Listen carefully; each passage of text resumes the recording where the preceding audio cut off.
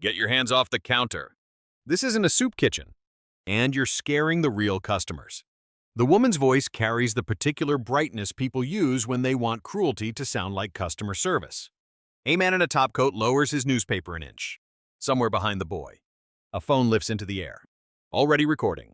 I have an account here. Ma'am, the boy says. His voice does not shake. It costs him something not to let it. But it does not shake.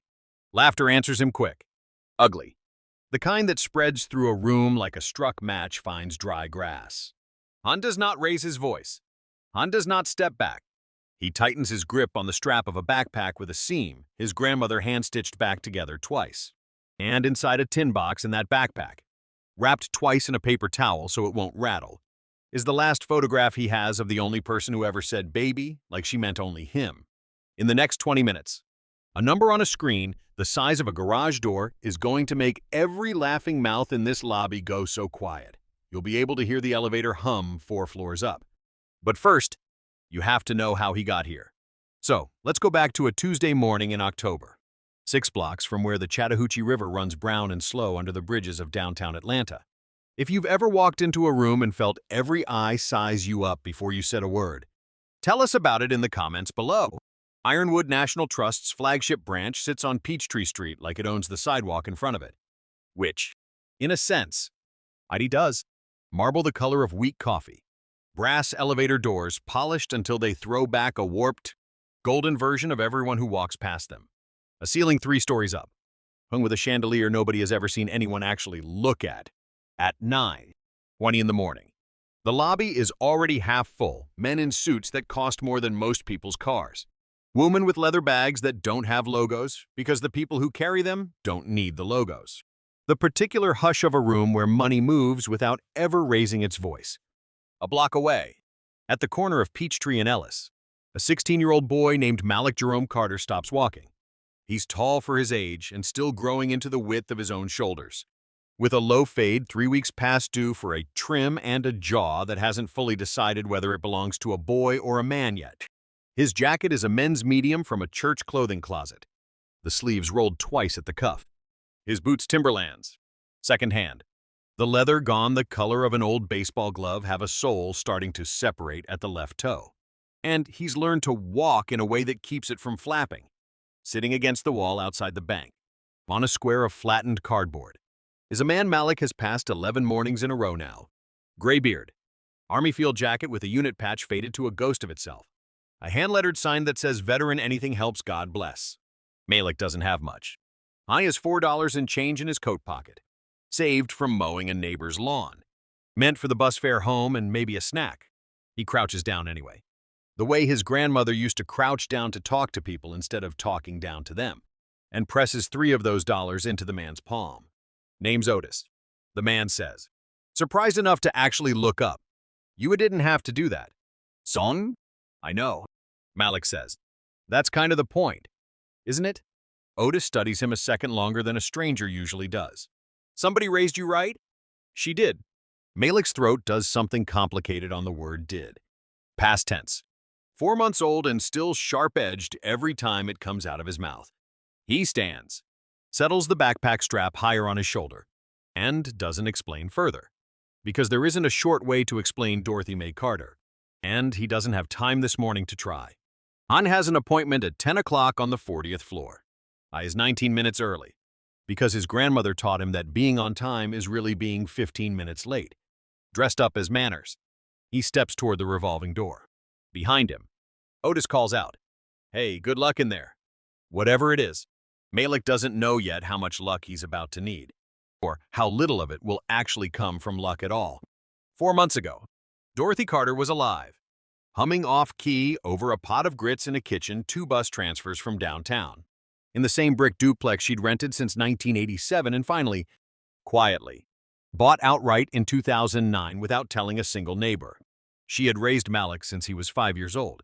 Since the night a space heater in his parents' apartment caught the curtains and took both of them and left a boy who didn't speak above a whisper for the better part of a year. Dorothy never once let him see her cry about it in front of him. She cried in the bathroom with the fan running. And in the mornings, she made his oatmeal like nothing in the world had ever gone wrong. Because grief. She told him once he was old enough to ask, is not something you hand a child to carry.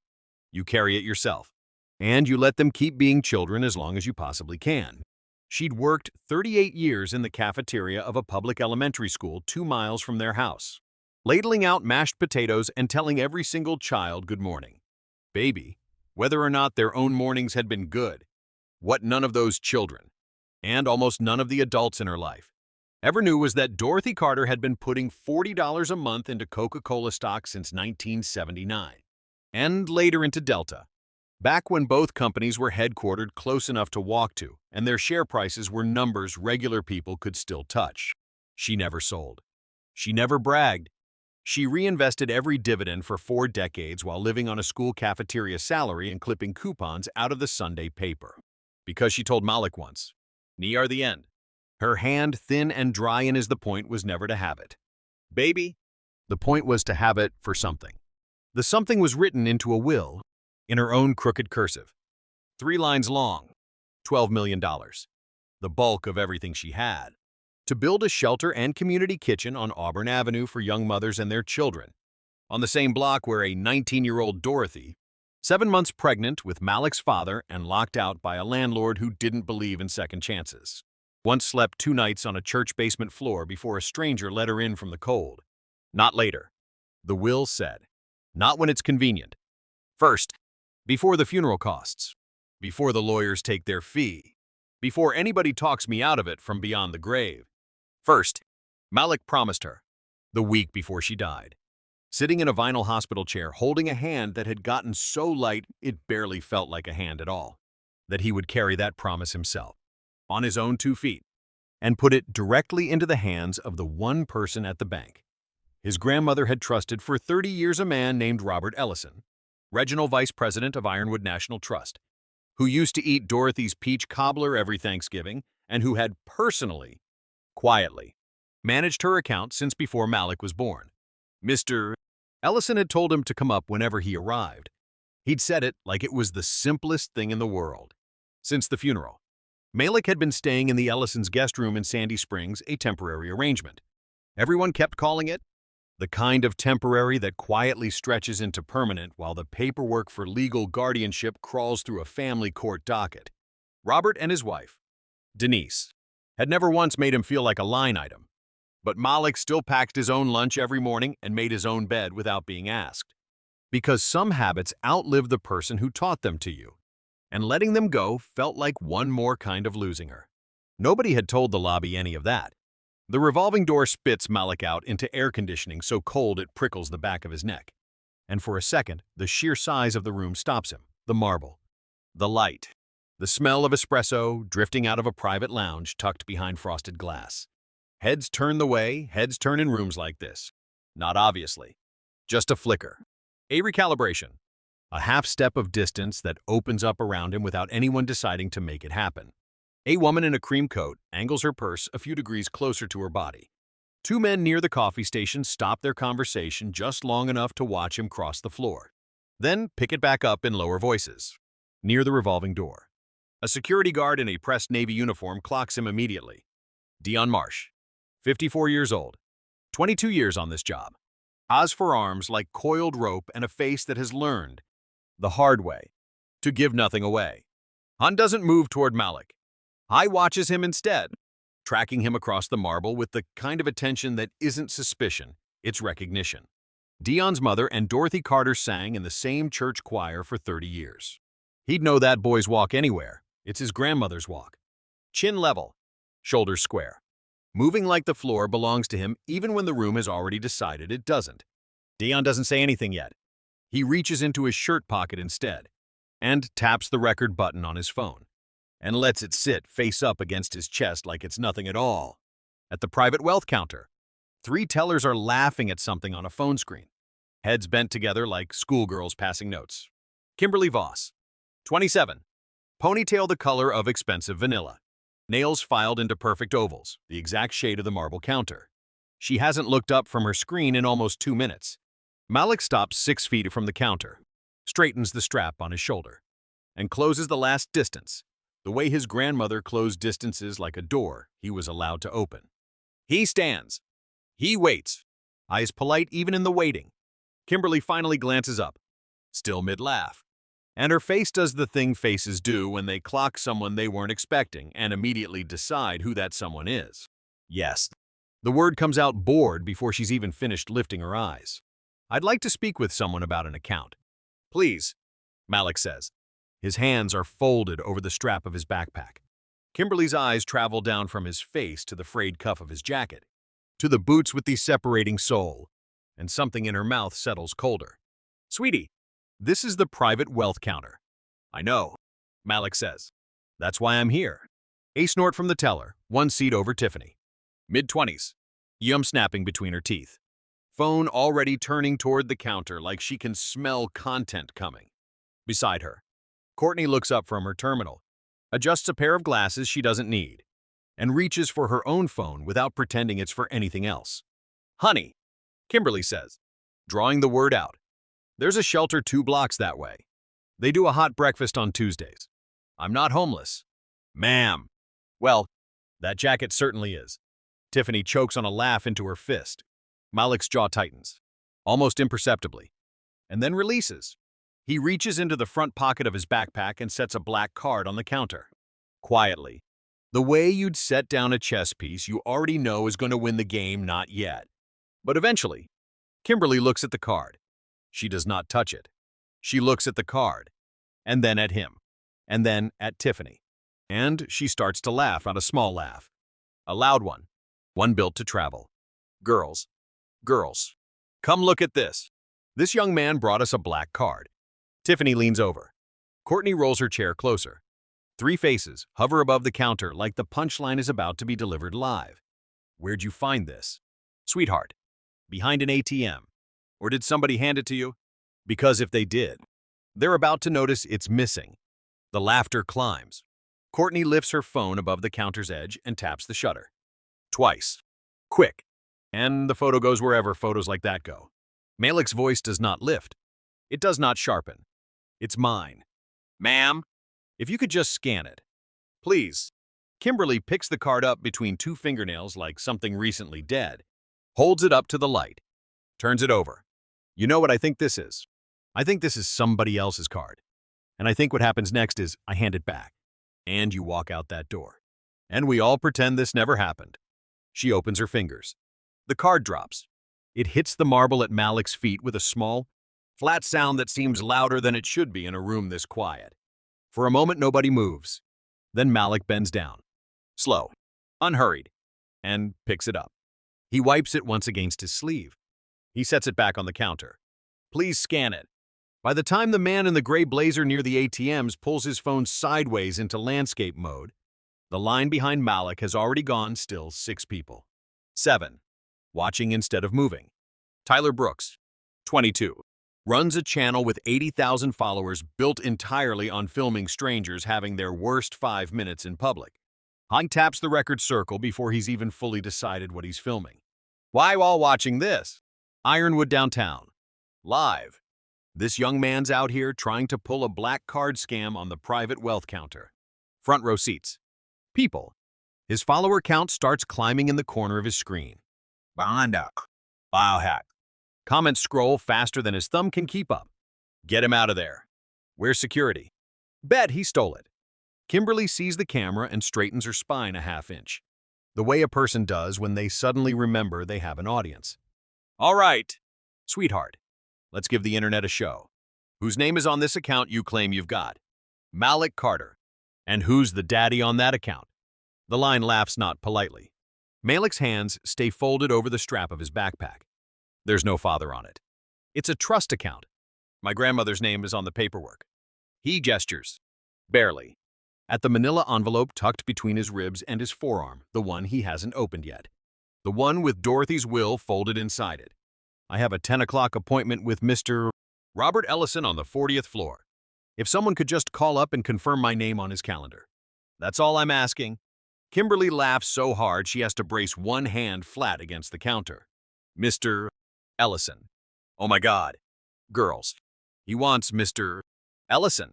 She lifts her shoulder in a way that lets the whole room finish the sentence for her.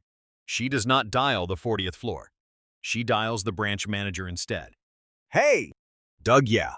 Downtown lobby. We've got a situation at counter 4. Kid's claiming he's got an account with us. Card looks fake. Then you come down. She hangs up. Turns back to Malik with the smile of a cat that's already decided how the bird's afternoon is going to end. My branch manager's on his way. Sweetheart. I loves these little scams. Malik nods once. Then he does something no one expected. He sets the envelope down on the counter beside the black card, folds his hands over the top of it, and straightens his shoulders. Then we'll wait for him together. Kimberly stops smiling. Tiffany stops laughing. Somewhere behind them all, Tyler Brooks's follower count crosses 4,000. And he doesn't yet know that this video is going to end his career before lunch. Douglas Renner, 49, branch manager. Doesn't walk so much as arrive, the kind of man who buttons his suit jacket before entering a room he intends to own. He crosses the marble without once looking at Kimberly, stops 6 feet in front of Malik, and looks over him, at the empty air past the top of his head. The way you look at a stain you've already decided to paint over. What's the story? He came in with a black card, claiming a wealth account. Kimberly says he's got a 10 o'clock with Mr. Ellison. I called upstairs, no name on the calendar. That's not true. And Malik knows it, and says so, evenly. You didn't call upstairs. You called him? I watched you. Are you calling my employee a liar? Song. I'm calling her a liar in front of everyone. Sir! Douglas's mouth curls into the smile of a man who's just been handed an excuse. Hein doesn't raise his voice. Hein doesn't need to. That's enough. Hutch. Wade Hutch Hutchins, 61, contract security, has been standing 5 feet behind Malik since the first phone came out. He's broader than Malik, older than Dorothy would have been. And his boots cross the marble in 3 unhurried steps. His hand lands on the small of Malik's back, not hard, but present. The kind of present that tells you exactly what it means without needing to say it. Time to go. Young man. Please. My appointment's at 10. It's 9:42. I said. Time to go. That is the exact moment a woman near the front of the line begins to scream. Vivian Ashcroft, 68. Silver hair set in a chignon. A coat that cost more than most people's rent. Presses a hand flat to her chest and lets her voice climb the full height of the lobby's chandelier. My bracelet is gone. It was on my wrist. Not 2 minutes ago, that boy was standing right behind me in line, that boy. Every head in the room turns. Douglas doesn't ask her to check her coat pocket. Han doesn't ask for a description. Han points at the backpack on Malik's shoulder. Search it. Everyone hears a witness. No, Malik said. Quiet, but not small. Please don't. There's nothing of hers in there. You can't search a miner's things without... Hutch's hand closes on the strap. Hum pulls. The seam hand-stitched back together twice already by Dorothy's own needle and thread gives way with a soft tearing sound. And the backpack swings down and turns upside down over the marble. The contents rain out in a small, dry clatter. A student ID from a public high school on the west side. A composition notebook. Corners gone soft with handling. A ballpoint pen. A folded MARTA transit map. A tube of lip balm. A key on a shoelace. A small tin box. The kind cough drops used to come in. Dented at one corner. No bracelet. 3 seconds pass. Then, quietly, without drama, Vivian Ashcroft says, "Oh," and slides her hand into her coat pocket. And there it is, a thin gold bracelet. Clasp still fastened. Silly me. Must have slipped it off without thinking. She does not apologize. Douglas looks at the pile on the floor as if the pile is the problem now. Doesn't change anything. You caused a scene. You're leaving. Malik is already on his knees, picking up the tin box. The hinge has bent from the fall. Inside, wrapped in a paper towel gone soft from being carried too long, is a photograph in a small wooden frame no bigger than a paperback, his grandmother at 40, laughing at something outside the camera's frame. A dish towel still over one shoulder. A crack has spidered across the glass. Diagonal, splitting her smile clean in two. I doesn't cry. I puts his thumb against the crack. Gently, like his thumb alone could hold the two halves of her smile back together. That was my grandmother. He says, to no one, to everyone. Quiet enough that only the front of the line hears it. Tiffany, watching. Iced coffee in one hand. Lid off because she thinks lids are for people without confidence. Tips her cup, whether from carelessness or something crueler. Nobody will ever fully agree on, and cold coffee runs down the back of Malik's neck, into his collar, down his spine. Oh my gosh! Sweetie, I am so sorry. I didn't even see you all the way down there. She can't get the sentence out without laughing. Malik stands. His shirt clings wet against his shoulder blades. Hun does not wipe his neck. He turns not toward Kimberly, not toward Douglas, but toward the line. Toward Vivian Ashcroft. Toward Tyler Brooks and his climbing follower count.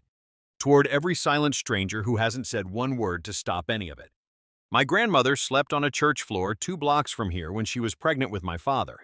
He says. His voice is not loud. It doesn't need to be. It was almost 50 years ago. If any of you had walked past her that night, cold, alone, with nowhere to go, I think most of you would have laughed at her too. Somebody in the line lowers their phone. I don't know what you were laughing at a minute ago, but I don't think it was me. I think it was a shape you decided a long time ago meant less than you. I looks at Kimberly. I hope you remember what your face looked like just now. Douglas already has his phone to his ear by the time Malik turns back around. Officers, thank you for coming so quick. Situation at Counter 4. Trespassing. Harassment of an employee. Attempted theft against a customer that turned out to be nothing. But the intent was there. Minor. Accompanied. No legal guardian present. 2 officers crossed the marble inside 3 minutes. Officer Hank Pruitt. Tall. Sandy-haired. Chewing gum with the particular boredom of a man who has already decided how this call ends. Beside him. Officer Lena Ortiz. Quieter. Dark hair pulled back tight. One hand resting near her belt. Pruitt looks at Malik. He looks at the pile of belongings still scattered on the marble. The cracked frame in Malik's hands. The coffee still dripping from his collar. Name. Malik Carter. Age. 16. You're downtown alone on a school day at 9:58. Why aren't you in school? I have a 10 o'clock with Mr. Robert Ellison, regional VP of this bank. He managed my grandmother's account for 30 years. She passed 4 months ago. I'm the beneficiary of her estate. The paperwork's in the envelope on the counter. Pruitt glances at Douglas. You verify any of that? We called upstairs, Douglas says, without blinking. No appointment under that name. Pruitt nods, unclips his handcuffs from his belt. The metal catches the chandelier light, a small, cold, silver sound in a room that has gone very quiet. Malik takes 1 step back. His hands rise. Not high, not defiant, just open, empty, showing they mean no harm. Please just scan the card. 1 time. Then take me wherever you want. I won't fight. I won't run. I won't say another word. Please. His voice cracks on the last word. It's the first crack all morning, and he can't swallow it back down. Pruitt looks at him the way you'd look at a stray you've already decided to take to the shelter. He glances at Kimberly, gives her the small, tired smile of 2 adults sharing a joke over a child's head. Voss scanned the card. Give the kid his last shred of dignity before we go. Kimberly rolls her eyes slow enough for the camera to catch every degree of it. She takes the card between 2 fingernails. It's loud enough for an audience. Taps it against the reader. Beep! Beep! Her eyes move to her screen. They stop moving. Behind the counter, mounted 8 feet up on the wall, is a 65-inch confirmation display installed so that every VIP client, wherever they're standing in the lobby, can look up and verify their own balance without ever leaning over a terminal. It's been on the entire time. Nobody looked up. They look up now. White letters, 5 inches tall, bright enough to read from the far end of the lobby. Carter Dorothy M. Carter Family Trust Tier 1 available balance. $14. You're sick. Q too high. Gordy 3. The lobby does not move. It does not breathe. Somewhere, a phone slips from a hand and cracks against the marble. Somewhere else, a silk scarf drifts unnoticed off a shoulder to the floor. Vivian Ashcroft's mouth opens and produces no sound at all. Officer Pruitt is still holding the handcuffs. Fingers gone slack. They fall and hit the marble at Malik's feet with a sound like a single bell struck at midnight in an empty church. Nobody speaks for 8 full seconds in the flagship lobby of Ironwood National Trust on an ordinary Tuesday morning in October. Nobody. in a room full of people who 20 minutes ago hadn't stopped talking. Then, behind the counter, an elevator chime rings the softest sound in the world. Right then, Robert Ellison, 63 years old, silver hair, black suit worn every Tuesday for 11 years, steps out of the elevator holding a manila folder and an apology he's been rehearsing for being 2 minutes late. I looks left. He sees Malik coffee dripping from his collar, cracked frame in his hands, backpack contents scattered across the floor. 2 officers, a fallen pair of handcuffs, a balance glowing on the wall behind the counter that he personally helped Dorothy Carter build, dollar by dollar. Over 3 decades of quiet Tuesday afternoons in his office with the door closed. I drops the folder. I doesn't pick it up. He crosses the marble in 6 long strides and goes down on one knee in a suit that cost more than most people's cars, bringing his eyes level with Malik's. Malik, I am so sorry. I was 2 minutes late. His voice comes out thick, unsteady in a way it clearly never comes out in this building. I am so sorry. He reaches out and settles his hand, gently, onto top of the cracked frame Malik is still holding. Malik doesn't answer at first. He just nods. Bunsy, small. Then Robert Ellison stands, and turns, and faces the lobby.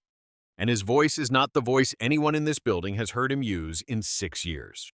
This is Malik Carter, grandson of Dorothy Carter, who worked 38 years in an elementary school cafeteria and who has been a client of this bank since before most of you were hired. His trust is the largest single private account this branch manages. I had a 10 o'clock appointment on my calendar. I wrote it myself, in pen, last Thursday. Nobody in the lobby moves. Kimberly is behind the counter with one hand pressed over her mouth, crying without a sound, tears running straight down onto the collar of her blazer. Mr. Ellison, I didn't know. You didn't need to know who he was, Robert says, without looking at her. You needed to know how to treat a customer. Douglas clears his throat, finds a voice smaller than the one he used 10 minutes ago. Mr. Ellison, there's clearly been a misunderstanding. And if you'll allow me to walk you through the sequence of events. 30 minutes. Mr. Renner. On my desk, a written statement from every employee who spoke to Mr. Carter this morning. Every employee who touched him. Every employee who watched and chose to do nothing. And every second of security footage from every camera in this lobby.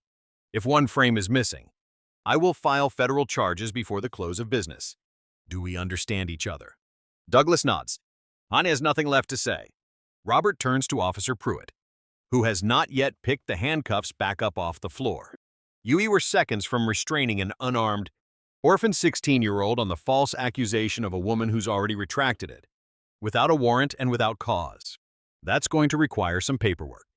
You have 24 hours to file it with your chief personally, in writing, or I will send counsel to file it for you. Yes, sir, Pruitt says. Robert kneels back down, level with Malik one more time. Then I take you upstairs now. Malik nods. Robert gathers the notebook, the pen, the transit map, the key, the ID, and places each item back into the torn backpack himself. Hands steady. Malik keeps the tin box. He carries it in front of him with both hands the whole way to the elevator, the way he'd carried the envelope when he first walked in. Behind them, the lobby of Ironwood National Trust does not move. Only Dion Marsh, near the revolving door, quietly slips his phone back into his shirt pocket. He's had it recording the entire time. The elevator doors close on the 2 of them alone. And for 4 floors. Neither Robert Ellison nor Malik says anything at all. The soft classical music piped through the speaker feels obscene after the silence downstairs. Malik watches his own reflection warp in the brushed steel of the door's coffee-stained collar. Cracked frame, still cradled against his chest and something in his shoulders, held rigid for the better part of 20 minutes. Finally starts to come down. You didn't have to say all that, Malik says quietly, not looking over. Down there. About the money. About the 12%. Yes, I did. Robert's voice has gone rougher than it was a minute ago. Your grandmother sat across a desk from me for 30 years. Malik. And I let her walk into this building alone more mornings than I can count because I trusted the people who worked here to treat her right without me having to stand over them. I was wrong to trust that. I was wrong today. 2. I should have come down myself the second you texted me. You'd arrived early instead of finishing one more meeting. You didn't know. That's not an excuse. It's just a fact. The elevator chimes softly at the 40th floor. Robert doesn't move to get out yet. She'd have been furious with me. Not loud furious. The quiet kind. The kind that makes you feel it for a week. Malik almost smiles at that, the first almost smile of the whole morning. Yeah, that kind. The video goes up at 10:14 that morning, not Tyler Brooks's live stream, which he deletes within the hour and can never fully outrun, but Dion Marsh's footage, sent directly to Robert Ellison's assistant at 10.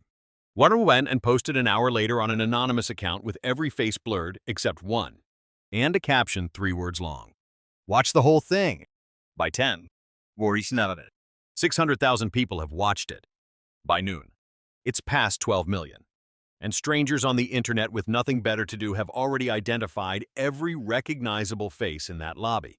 Kimberly Voss is called into a windowless conference room at 11:02 and terminated in 8 minutes, violation of client privacy, unauthorized filming and posting of a minor's image, discriminatory conduct. She walks out to a floor full of co-workers who don't look at her.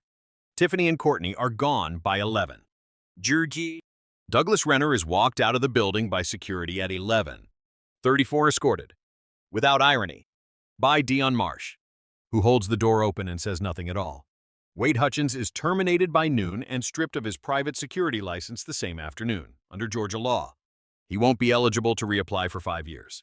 Outside the bank, the internet does the rest of it on its own. Vivian Ashcroft is recognized by a former Garden Club acquaintance before dinner time. 2 of her social memberships suspend her within the week. Tyler Brooks is fired from his marketing job by email before 5 p.m. His girlfriend posts a breakup statement before 7, and the clip he can't quite delete in time will outlive every account he ever opens again.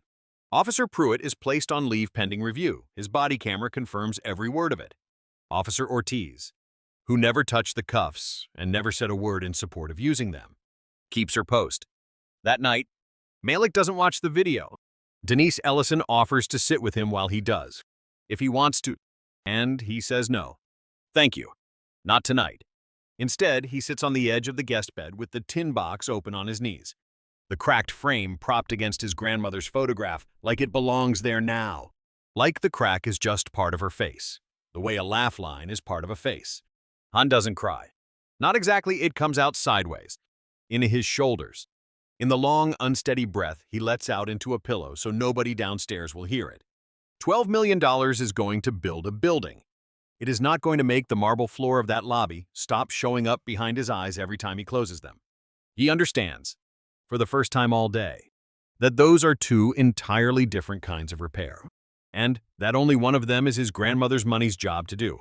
Ironwood National Trust's chief executive, a man named Sinclair, who has never set foot in Atlanta and has certainly never met Malik Carter, is on a plane south by 4 that afternoon. He lands, drives straight to Robert Ellison's house in Sandy Springs, and waits 2 hours in the living room without complaining, until Malik comes downstairs in one of his grandmother's old cardigans, holding the tin box with the crack still in the glass.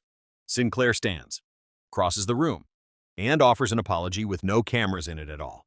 Malik listens without interrupting. When he's done, Malik says one sentence. I don't want an apology on the news. I want a promise you'll keep.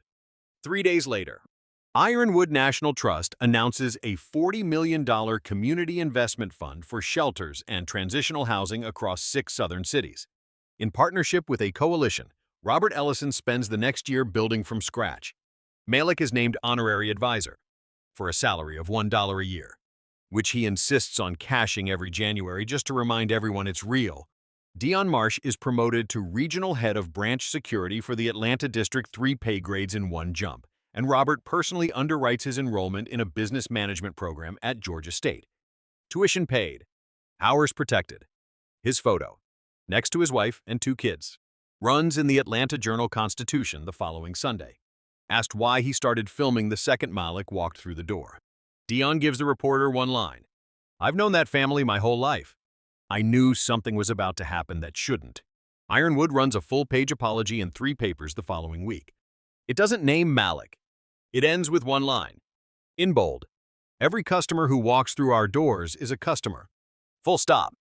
That sentence goes up in brushed steel on the wall of the executive boardroom, with the date, time, and branch number beneath it in smaller. Type. A Tuesday morning nobody at Ironwood is ever quietly permitted to forget. There is one more thing, and it happens because of Malik, not the bank. Kimberly Voss writes him a letter in November, not an apology dressed up as a press release. A real one. 4 pages. Admitting things about herself she'd apparently never admitted to anyone. She doesn't ask for anything. She just wanted him to know she'd read up on Dorothy Carter, on the shelter, on what it had taken. Malik reads it twice. Then he does something nobody expects, least of all Robert Ellison, who tries gently to talk him out of it. He asks that Kimberly be considered, alongside dozens of other applicants, for an entry-level administrative position at the new community center, not the counter. Not client-facing. Nothing glamorous. Just intake paperwork and filing. Watched closely. On probation. Earning it back one form at a time. When Robert asks him why, Malik thinks about it a long moment before he answers. My grandmother used to say the second look is the most powerful thing in the world. He says, I got given a first look my whole life. Figured somebody ought to get a second one. 2, even her. Especially her. Maybe. Otherwise, I'm no better than the line I was standing in front of. It is not forgiveness that erases what happened. It is not weakness. Either. Robert Ellison, watching him say it, understands for the first time that the boy in front of him has done something rarer than surviving what happened in that lobby. He has decided what kind of man it is going to make him. On purpose. Out loud. Before anyone was watching to give him credit for it. Kimberly takes the job. She keeps it. 6 months later. On a bright April morning, Malik Carter cuts a wide blue ribbon in front of a renovated 3-story brick building on Auburn Avenue, 2 blocks from the flagship branch of Ironwood National Trust. New glass in every window. Fresh paint on a door with a brass plate beside it that reads Dorothy's Table Community Housing and Family Resource Center. 982 beds. A medical clinic. A child care wing. A commercial kitchen where volunteers already argue cheerfully over whose cornbread recipe is closer to Dorothy's. A community garden out back. Tomatoes and collards coming in early because nobody will admit who started them indoors in February out of pure impatience. The $12 million from Dorothy Carter's trust had wired out within the week. Malik made sure of that personally, sitting in Robert's office 3 days after the funeral footage went public, signing the release forms with the same steady hand his grandmother had taught him to write his name with. First, before anything else, the will had said. And he'd kept that part of the promise before he'd kept almost anything else in his life. The building itself, the beds, the brick, the $40 million more from the new investment fund that carries, quietly, in a small print near the bottom of its charter. The words inspired by the Carter family, that part simply took the 6 months it takes to turn a promise into a place you can walk into out of the rain. It stands on the same block where a 19-year-old Dorothy once slept 2 nights on a church floor and was let in from the cold by a stranger who never asked her for anything in return. At the ribbon cutting, Malik wears a new jacket, a gift. He lets people assume, but on his feet are the same Timberlands. Wrestled now, the leather buffed but not replaced, because he asked the cobbler specifically not to make them look new. He's grown 2 inches since October. His voice has settled somewhere lower and steadier than it was that morning in the lobby. Inside, behind the reception desk, a line is etched into a slab of Georgia granite. Kindness costs nothing. Cruelty costs everything. Dorothy M.O. Carter, on a small table beside it, under soft light behind a low pane of glass, sit 3 objects. A manila envelope, worn soft at the corners, a black card, and a small wooden frame. The crack in its glass left exactly as it was, at Malik's own request, running diagonally through his grandmother's laughing face. I didn't want it fixed. I wanted people to see exactly what it costs when a room decides who somebody is before they've bothered to ask. At Ironwood's downtown branch, on the 15th of every month, every new hire teller, manager, security officer, intern sits down in a conference room and watches 26 minutes of raw footage from 6 ceiling cameras. Start to finish. No music. No narration. From the moment a boy in a second-hand jacket steps through a revolving door, to the moment a silver-haired man crosses a marble floor and kneels in front of him. Over 200 banks across the country have since licensed the same footage for their own training, for $1 a contract. Personally approved by Malik Carter. When the mayor finishes his remarks and the crowd starts drifting toward the coffee table by the door, Malik steps up to a plain wooden podium the volunteers built for him the night before. Han doesn't have a written speech, just a folded index card he barely glances at. When my grandmother was pregnant with my father, she slept 2 blocks from here, he says. A stranger let her in out of the cold and never asked for a thing back. She built her whole life on the back of that one kindness, and she never once let me forget it. She used to tell me the most powerful thing in the world is the second look. The first look decides what somebody is. The second look sees who they actually are. 6 months ago, a room full of people didn't look at me twice. So we built them a room where they have to. He folds the card, looks up at the crowd, at Dion Marsh in a new suit with his daughter on his shoulders, at Robert Ellison wiping his eyes without any pretense of not doing it, at Kimberly Voss standing near the back in a volunteer t-shirt, staying because she asked to. If you'd been in that lobby that morning, I want you to ask yourself which side of the counter you'd have really been standing on. Not the side you hope, the side you actually would have. And the next time you see somebody, you've already decided about a torn jacket, an accent, a wheelchair, a color. Take the second look. That's the whole thing my grandmother ever wanted from anybody. That's all any of this was ever about. Han steps down. Somewhere in the small crowd, a woman starts to cry, quietly, into her own hand, near the door. Otis, the man from the sidewalk, seated now in a folding chair with a plate of Dorothy's cornbread balanced on his knee. Because Malik never once forgot where he came from, either raises a paper cup of lemonade in a small, private toast. And a nobody but Malik notices. And that's exactly how Malik wants it. The garden out back smells like turned soil and early tomato vines warming in the sun. Somewhere inside, a radio in the kitchen is playing something with a horn section. And somebody's laughing too loud at their own joke.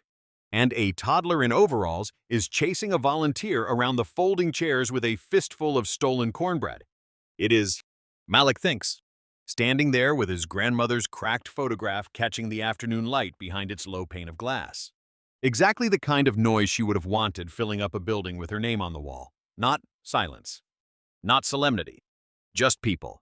Fed and warm and loud and completely unbothered by what anybody standing outside might think of them. He touches 2 fingers to the granite lettering on his way past, the way some people touch a door frame for luck, and goes back out to help carry more chairs.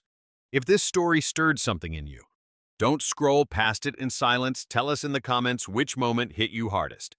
Hit like and subscribe so we can keep bringing these stories to life. Every notification you turn on is what keeps this channel going. Thank you for staying till the end. It means more than you know.